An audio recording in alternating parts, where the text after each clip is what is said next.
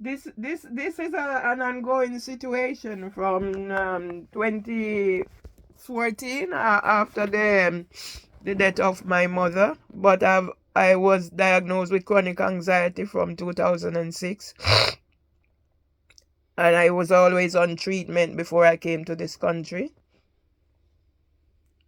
So, so leading up to whatever is happening now, coming up 10 years, I after the death of my mother, allegations were made against me, and this led to me being sent on medical suspension. Before I was sent on medical suspension, I'd actually contacted my employers to say, in a letter, to explain the full context of what was happening to me. And I actually remember writing in that letter that I'm depressed and slowly dying of torture. They didn't do anything to help me. Then afterward, they suspended me, sent me on medical suspension. And I saw the doctor, Dr. Laura Crawford, who advised me to seek counseling to find out why I react the way I do to certain situations. I never got the support because I was still going to work after I'd seen Dr. Crawford. And then it reached the stage where I had the second nervous breakdown in my life. And then that's when I got the 12 counseling sessions at the Maudsley. And then after that, I did 2 years of mental health research with King's College. Any course that is going, I always try to be on it. I write extensively about any situation from cradle to grave, but I'm not getting the support that I need to heal. And my husband is 100 years old now, and he's traumatized as well because of what's been happening to us. And it's just, as soon as I pick myself up, I'm back again to square one. And I'm raised Christian, and to think that because I was in a HCT group impact report where my picture was on one side, and they had a statistic of 1 in 5 of all suicides associated with unemployment. It is the barrister, black barrister, who took my money, who groomed someone, and they sent the police here the first time to section me under a malicious report. And I've not had any peace ever since. Now they're saying I was sectioned under the Mental Health Act and the defamation, because I asked other counsel for a subject access request. It was 300 and odd pages of all these terrible things. When I look at it, that it really pushed me over as well.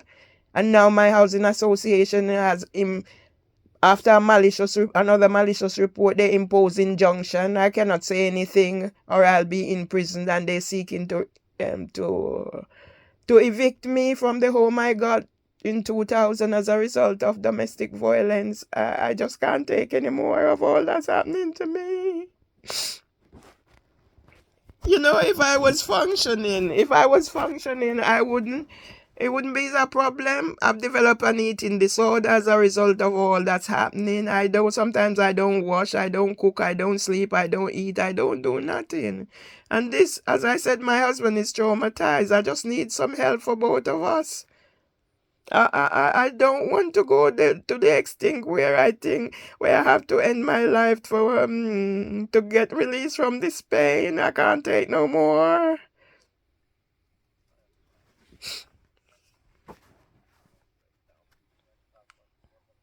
The first happened after the death of my brother. He had cancer. That was 2008. So it's the same sort of allegations, and that they use in the workplaces to really break me down. So the first time when the allegations were made, because I know I had chronic anxiety, but that had nothing to do with it. But when the allegation was made, I was like, I didn't know what was happening, and because one of my brother had committed a criminal act and died in prison, I don't usually talk about that. I've kept it withheld. So I was thinking, is it something in my DNA? Because I had an auntie who was mad. So I self-referred. And although I got the support from two medical a male and a female. They just continued. And once you raise concerns in workplaces, this is how it end up. Yeah, so this is the second time now. I had the second nervous breakdown after the death of my mother. And then recently they tried a case behind my back whilst one of my brother was dying of cancer and another one blood vessel burst in his head.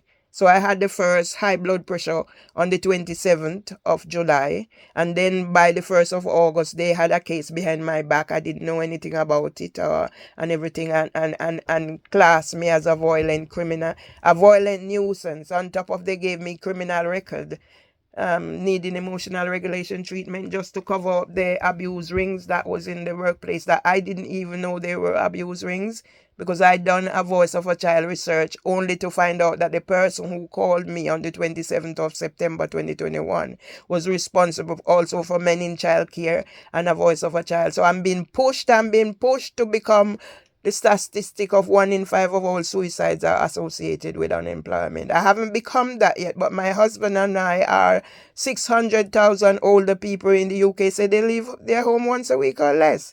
As I said, if I was functioning, I could go about, go shopping, cook, and do the things that must be done for my husband. It wouldn't bother me, but I'm just like I'm in a barrel, I'm in a cage, I'm in a prison, I'm just sat here. All right, mom.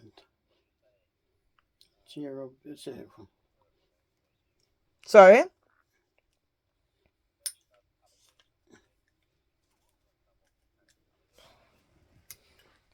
Well, the first time it was at my workplace. I used to work at King's College Hospital NHS Foundation Trust, and then it was just things that people were saying, yeah, that probably I was loud, I was dismissive of authority. Those are the things. And some of the times when things are happening, it's me trying to cover because sometimes I get the shakes where I'm actually shaking. Parkinson's is in my DNA, so my father and my uncle had it. And sometimes, like, whenever I get emotional, you can hear it in my voice, is either the words not coming out or I'm trying to get it out and they said I'm shouting. Those are the sort of things that was used. And then it's literally the same thing again after the death of my mother. So each time I have a bereavement, something will crop up to where they accuse me of being this or that, when I'm not actually setting out to be whatever they are accusing me of. So they are actually judging me. And with my level of education and support that I give to children, I was a SENCO, EYFS coordinator. It is all there, but they use it against me. Whatever it is, they use against me.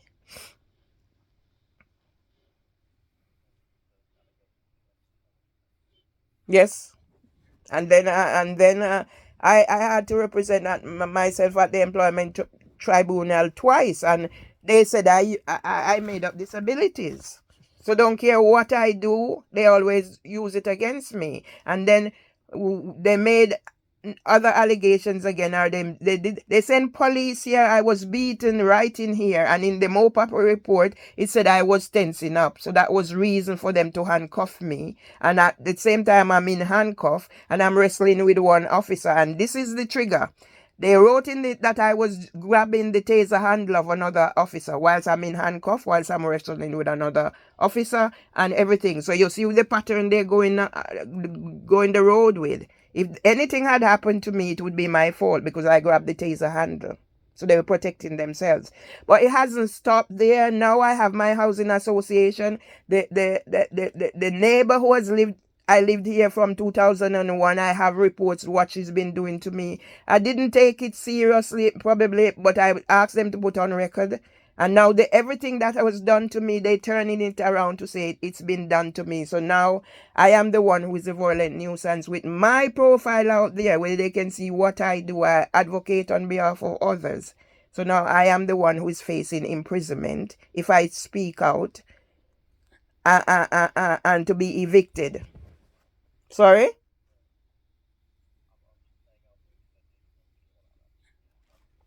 Okay.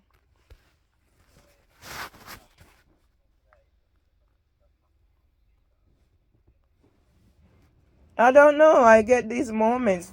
Nothing really happened. I don't know. It's just I don't know if it's my reflection or what the triggers are. I don't know.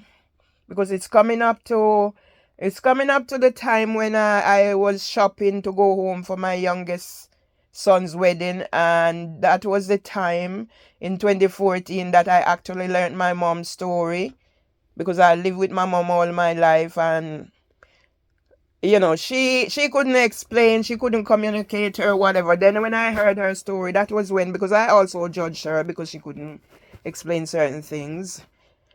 And then during that period, when for my son's wedding, I heard mom's story. The time I spent with mom, she didn't recognize me because she had dementia. I was the one who diagnosed her dementia, and it took a good while for my family to understand that she wasn't just a miserable old cantankerous lady.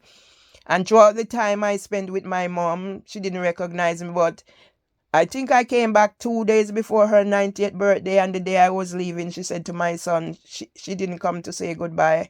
The last picture I have of her, because I blog and I write and I do all these things, I even write a book in On How Strong Women for her. The eulogy that at the time I couldn't read it myself, I wrote it, my son and his wife edited it and read it. Now I can do those things because I'm writing my own poetry and stuff and voicing them. But back then I couldn't do it because of my chronic anxiety. But I've got counseling, and the counseling has helped me. But at the same time, getting the help, they're using it against me. Because when people are saying I was sectioned under the Mental Health Act and I am mad and I am deaf and all those things, I'm not deaf. I was never sectioned under the Mental Health Act. I was a SENCO worker with children with special needs. So why are they doing all these things to me? And even sometimes when I look at some of those things that's written, they can trigger me. The least thing, I might see a headline in a newspaper and it trigger me. So it's like I have no backup, no cover up, and everybody has abandoned me. So I only have my 100-year-old husband, and he's slowly going down. And if I am not able to cook and care for him, we're going to die in here. As I said in that letter to my former employers, I'm depressed and I'm slowly dying of torture. So nearly 10 years, it's going to become a reality. I'm scared that I might commit suicide. And that's very worrying for me, because I'm a Christian. I will not be able to see my family in the afterlife.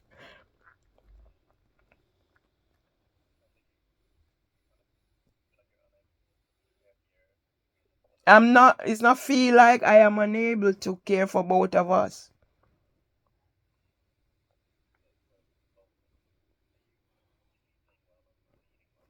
No, I've developed an eating disorder. Yeah, and I'm diabetic as well. So it's all those things that come into play. I have arthritis, I have everything, but I try to keep up. But it's very hard where I'm at. Sorry?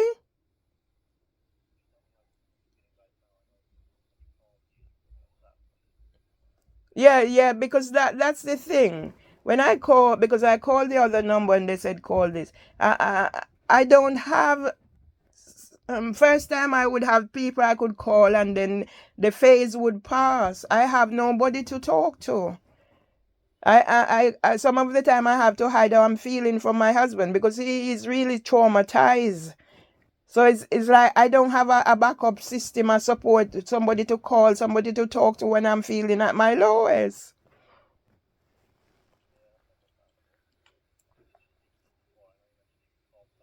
I called the 999 number, and then they said I should call. Yeah. And another thing that I think also that might be hinging on this problem is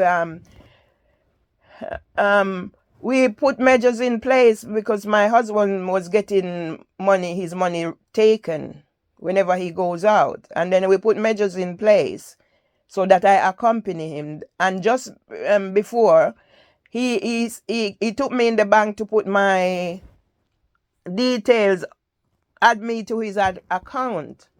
The bank took over 6 weeks. I've been on the phone with them or whatever to do that.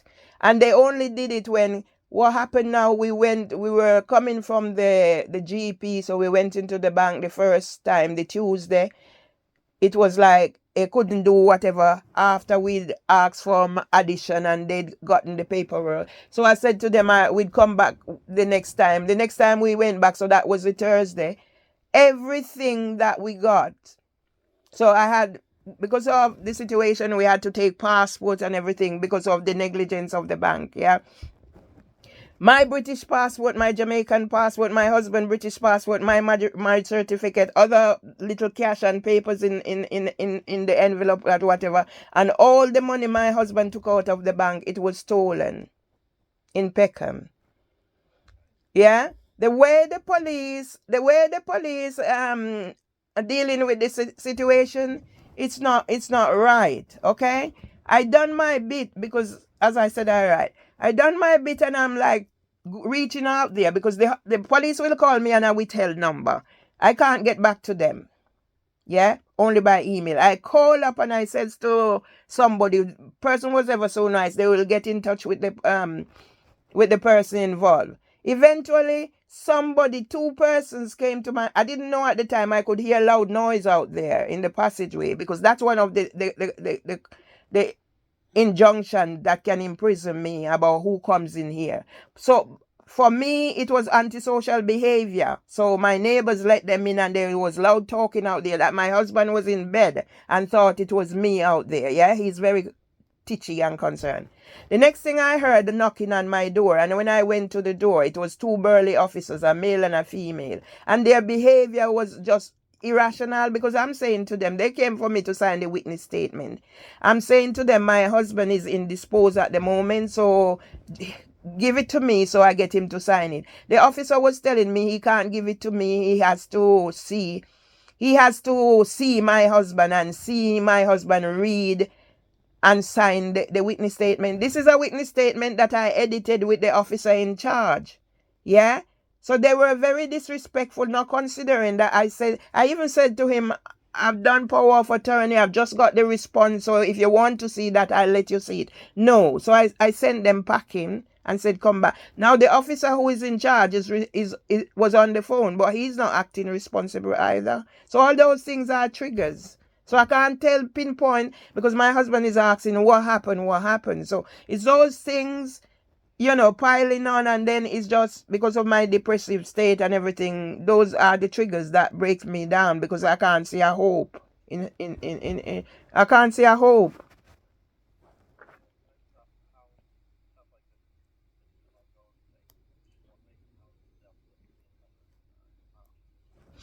How I dealt with feeling like this in the past is I had people to talk to. They are now abandoned because the thing, as I said, this is coming up 10 years. All this is happening. So I actually went out there. I didn't let it bother me. Once I decided I'm not going back in any workplace to be treated the way I've been treated in two workplaces, I settled down. So as I said, I'm a very sociable person. Yeah, if you go out there, you see me advocating. I'm there. I was on Parkinson's, in Parkinson's brochure. I was interviewed on Macmillan, same thing, cancer research, anything going. I started first fundraising to after the death of my brother in 2008, and then I progressed. I've been in 3 choirs. I've sung at the Globe. I've been here. I've been there. I've been everywhere. I'm one of the main narrator for the Pembroke House Walworth Living Room fundraising video, and I think this is where I pinpoint whatever is happening to me. As I said, I'm all over there. I was in page 1 of ITV News for Windrush 70. I've written a song that can be heard on an app for Windrush 75. But when I reach out to people who have done things with, then I'm not getting any support. So basically my intellectual property is being used to build brands, and then when I reach out for support, I'm not getting it. So this is the plan now. I created my first website from 2012. Same time I joined YouTube. And my website has been stolen to order. And if you put the URL in, you'll see who is using it out there, Oxy Eyes. So those things are whatever. So I think I know I can pinpoint whatever. I just create things and stay in here and write about matters like Parkinson's anywhere. I will write about it. So what they try to do is sometimes they my first business website, it's called Merville Consultancy. And afterward Google suspended it, saying it was reported for whatever inappropriate activities. So I have about 3 other ones that they done the same thing. So as soon as I set something up, they done the same thing. I have 3 LinkedIn accounts. The first one had 69 publication. They stole them. So everything I created to just find some solace and peace, so I'm not whatever. I have 18 Facebook pages and they just take off saying, remove my thing, saying I'm looking at followers and likes. Yeah, 18 pages. And that's how I get removed. So they take me into groups or whatever. As I said, I sung at the Globe. The next thing, I'm excluded. So now it's me alone. So YouTube tried to strike 2 of my channels. They're growing, yeah. And then I decided, you know what, I've lost our website, I've lost all this. I can't now let YouTube take away all these things that I've got. Because even Chris Eubank endorsed my book. I have the Metropolitan Police Commissioner sign my book. So I'm out there, yeah. So after now YouTube realized that I've tightened up, I'm not going to let them get away with trying to use things against me, so I just keep a low profile. They offered for me to be on their online community board. And yesterday I went out. Yeah, yesterday I went out and I was passing, and I'm coming through some of the areas where I've done things, and I went into the Walworth living room to make some recording. One of the video now, the person who came after, a lot of people stopped going there, especially the older folks, because they feel they have been pushed out. So I am saying hello to the person to tell her, and you can hear on the video, I'm saying, oh, I'm making some videos to, you know, tie up my contributions to whatever. The next thing, she didn't answer me. So I'm saying, didn't you hear me? The next thing, she got up. So because I didn't want any altercation, I took my trolley and I walked out before her. Because I've been locked in banks before for my own rights. I didn't want that to happen. So she came to the door. I came out of the door. She came to the door. She pulled up the door. And I go and posted my video on YouTube. You can hear and see she was the one behaving unprofessionally, because I'm saying hello, and she didn't answer. Yet I am known to her. Yeah? And the next thing now, I see a report from email from YouTube that there was a complainant. She has gone and complained, and YouTube didn't even look at the specific of the video before accusing me. So now I'm looking at what was the purpose of them putting me on their online community board if this is the attitude they're going to take towards me. Yeah? I turned down to be trustee for Parkinson's UK because I see where I was only going to be used for my intellectual property and what I have, and then they put you in a bundle to say you can't do this and you can't do that. So a few years before, they'd put out for trustees, and I actually applied. In the end, they didn't get back to me. So what they did last year, no, they actually invited me to be the trustee. I actually applied, fill out the form, and then I look at the specifics, and I said to me, no, here's another person. Because I've worked in 2 workplaces. I became a beacon who could be recognized, and I built their brand. So I saw where Parkinson's was going down that road. So I refused from being a trustee, because I'm not going to sign up for anybody else to take my thingy and use. It's the same thing like my song is on an app for Song Street, Border Crossing, and Mr. Tony Seeley. And I'm reaching out even to Mr. Seeley of all persons and say, can you not help me? And I'm not getting any help. And the fact that they made me a criminal needing emotional regulation treatment is another hindrance, because it's on the DBS. I can't even get volunteering. So sometimes I'm in here, I'd love to contribute. I can't do anything. So that I'm like, I'm buried. I'm in a prison. And then I have my neighbor targeting me, and she's been coerced by my housing association. So they will make malicious report and send police come here that I do something that I have never done. And then I have to go to court. I have to go to police station for interview. I have police again calling me up out of the blue because somebody reported something that about what I have posted online and stuff like that. If it is still online, if I post something on their platform and it's still online, it's not been removed, I am saying that means I didn't breach anything. Yeah? And police come in here when I gone to training, leave my husband in hypo if I didn't come home when I did. I was just in time for him to help him. Those are the sort of things. I've seen him in an hypo. I've never had one. We're both diabetic. I've seen him in a hypo and I don't want to go there. So can you imagine these things are really makes life even harder for me. And the fact that I'm not eating properly and I am not able to cook properly for both of us makes it even worse. Too diabetic. Yeah? He's reached the age now where he can hardly eat certain things because, gesture, not being able to chew, and he just don't eat certain things that he used to eat. And with my eating disorder, it's really very hard.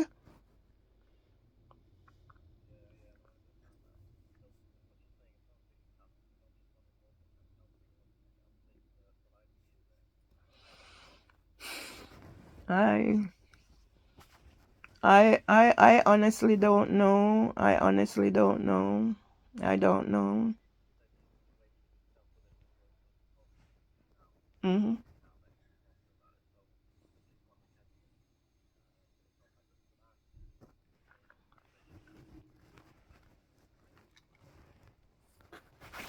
Mm. All right. Yes, Tom. Zero. No. More that depression.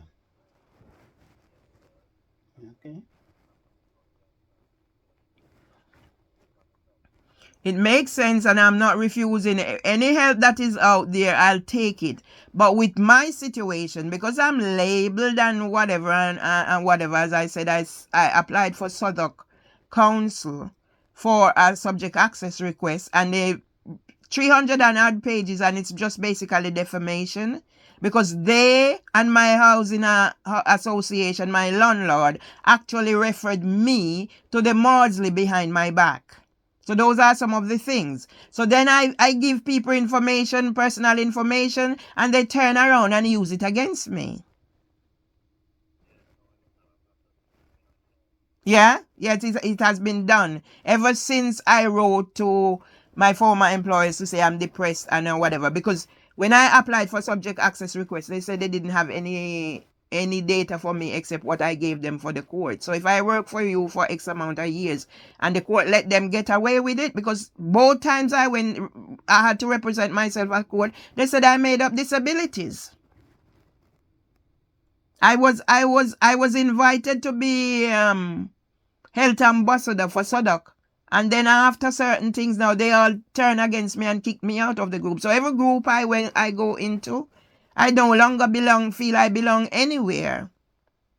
I'm dreading not being able, as I said, if I was functioning where I'm cooking, I'm tidying up the place, I'm doing everything for me and my husband, it wouldn't bother me. But it's just one long stretch because when I get into this situation, all I can do is I do my little video recording and stuff like that. So I'll upload them and whatever. So it's just like I'm fixated at one place. I can't function. Some days I don't eat, not even cold water past my mouth. And having diabetes is not good for me. And then I'm concerned about my husband's state of mind as well and where we are going. If we're not careful, we're both going to die in here, as I said, slowly of torture.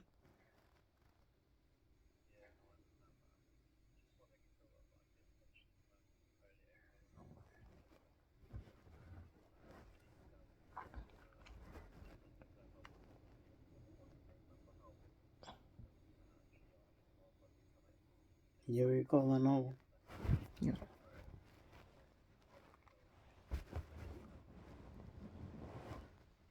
Mm. I did give you my mobile number. Did you? Did I?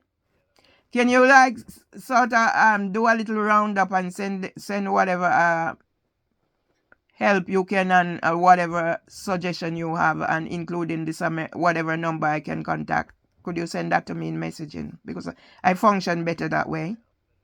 Yeah. Oh yes, I can give you the email. That would be even be better, because then I could make a report to help with the situation I'm facing right here now. That whenever I'm in a crisis, I do reach out to get support. Okay, so the email is, I'll word it for you. RATTY dot NEMBHARD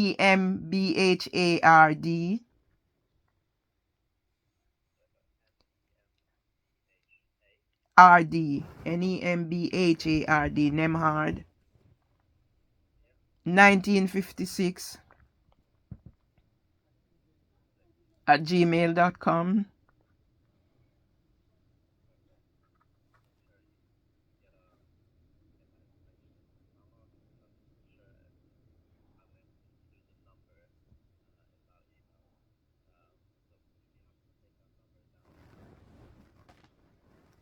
Yes. Let me get a pen. Yeah, I'm ready. 116. Yeah. 1 2 3. Yes.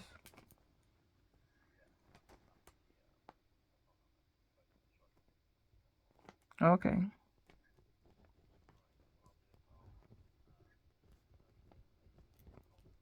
Mm-hmm.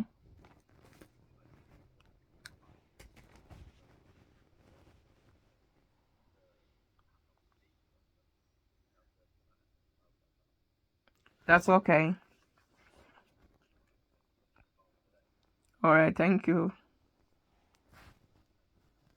Bye. Tom, I don't know. This is where you see the difference. I've been abandoned by everybody. Nobody calls me. Nobody take my call. And when I reach this stage, that's what I'm scared of. I no longer have anybody to. No, I don't mean you. No, I don't mean you. I don't. This is another day lost, and I don't know if I'm gonna feel better enough again tomorrow. It might be another day lost, and it's the days that I lose. It's the days that I lose. I'm not functioning, Tom.